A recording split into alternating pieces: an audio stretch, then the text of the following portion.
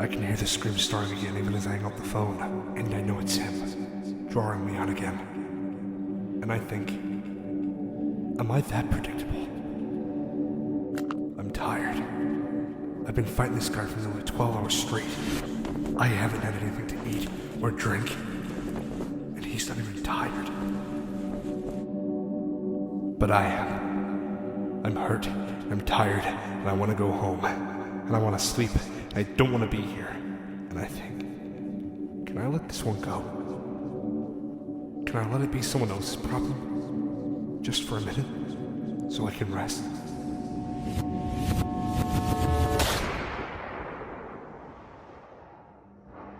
No, I can't. But I wish I could. God, but I wish I could.